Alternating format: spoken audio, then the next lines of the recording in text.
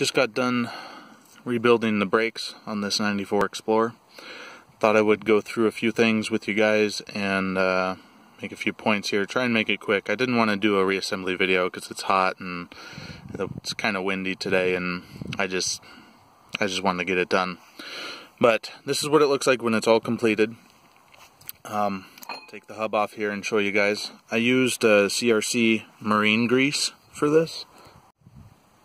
They have a new bottle that shows 4x4, not just boat, trailer, and marine. So this is actually meant for hubs that are potentially exposed to moisture, underwater, things like that. Now, if you ever do submerge this underwater, it's always advised to take it apart and repack the bearings. Otherwise, you might get water in there and rust and ruin your wheel bearings, possibly the spindle and other kinds of fun stuff. So I just used this. It seemed to work great for me. I ran it on my 91 Explorer for over 2.5 years. I took it apart the other day and the grease had darkened, but there wasn't any overheating issues. There wasn't like lack of lubrication, any pitting or water intrusion or anything like that. So that's after 2 winters driving almost daily in the winter. I'm very happy with its performance so far. It's a very blue and, well, kind of like seafoam green, I guess. Very tacky, too. So, this rotor is held on by an outer and an inner bearing, tapered bearing, and then on the outside of the inner bearing is a seal. So, you need to pack the inner bearing and then put the seal on, and then you can put the rotor on the spindle itself, pack the outer bearing, and then slide that on the spindle shaft. And then you have 5 pieces to deal with. There's a C-clip here, a washer that has splines to go over the splines of the shaft, and then you have this outer nut, which has 4 teeth on it, a washer with holes, and then an inner nut. And I went over this in my first video, but what you're supposed to do to get these properly tight is the inner nut,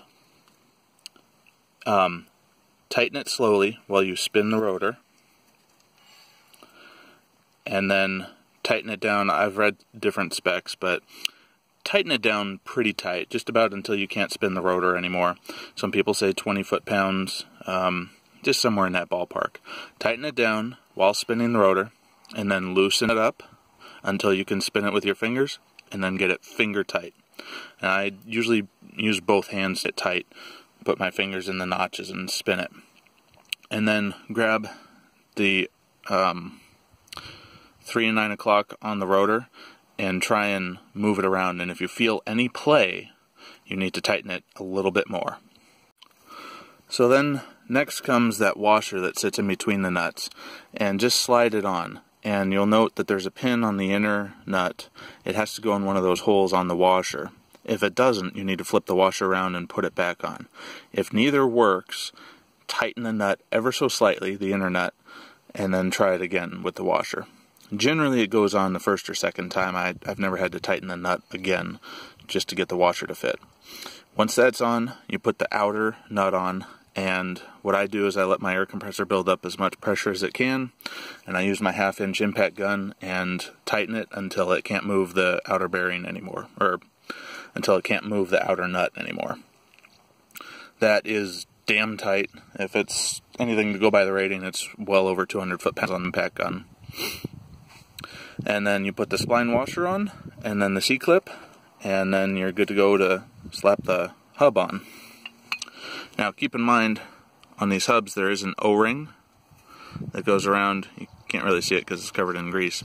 If you're missing it, Mile Marker, I've contacted them. They do sell O-ring kits. I think it's like 10 or 15 bucks for the 2 of them. They're a special shape of O-ring. I believe they're like D-cut or something like that. It's not necessarily something that you can go pick up at your local hardware store. Now, final note, when you're putting the brake caliper together, the slide pins should be heavily greased. You'll note that I got quite a bit on there.